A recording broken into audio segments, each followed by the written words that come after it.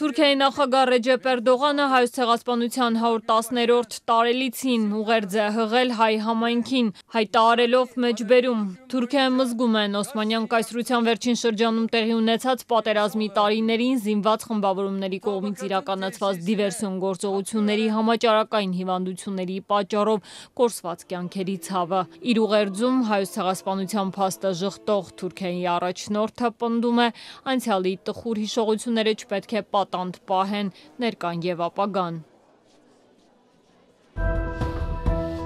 Ռուսաստանում հայոց ցեղասպանությունը միշտ ընկալվել է որպես սեփական ցավ և դժբախտություն, հայտարարել է Ռուսաստանի արտգործնախարարության պաշտոնական ներկայացուցիչ Մարիա Զախարովան։ Ռուսաստանցի պաշտոնյան վկայակոչելով պատմական փաստաթղթերը նշել է, որ Նիկոլայ II-ի հրամանով Ռուսաստանն ավելի քան 350,000 հայ է փրկել ցեղասպանության ընթացքում, հետագայում էլ դարձել հայոց ցեղասպանությունն առաջինը պաշտոնապես ճանաչած երկրներից մեկը։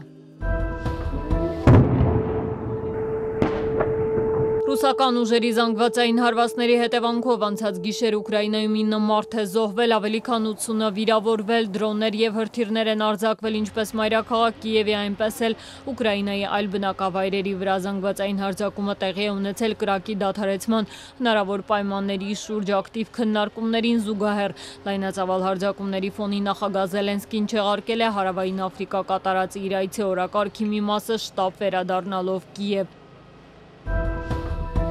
Ես դժգոհ եմ Կիևին հասցված ռուսաստանյան հարվածների կապակցությամբ սոցիալական ցանցերում գրել է Սպիտակ տան ղեկավար Դոնալդ Թրամփը և դիմել Ռուսաստանի նախագահ Վլադիմիր Պուտինին։ Կանգ առ Վլադիմիր, օրական 5000 զինվոր է զոհվում, եկեք խաղաղության համաձայնագիր կնքենք։ Անցած օրերին Քաշմիրում տեղի ունեցած զինված հարձակման ֆոնին կտրուկ սրվել են Հնդկաստանի և Պակիստանի միջև հարաբերությունները։ Պաշտոնական Դելին հայտարարել է, որ հանցագործության հեղինակները կապեր ունեն Պակիստանի հետ, որոշում կայացնելով չեղարկել պակիստանի քաղաքացիների վիզաները, փակել այդ երկրի հետ իր միակ սահմանային անցակետը։ Հնդկաստանի կառավարությունը նաև հայտարարել է Ինդոս գետի ջրերի համատեղ օգտագործման համաձայնագիրը կասեցնելու մասին, որը գործել է տասնամյակներ շարունակ նույնիսկ կողմերի միջև զինված ընդհարումների պայմաններում։ Ի պատասխան Պակիստանը ևս Հնդկաստանի քաղաքացիների համար վիզային արգելք է սահմանել, փակել օդային տարածքը հնդկական ավիաընկերությունների համար, դադարեցրել առևտուրը հարևան երկրի հետ։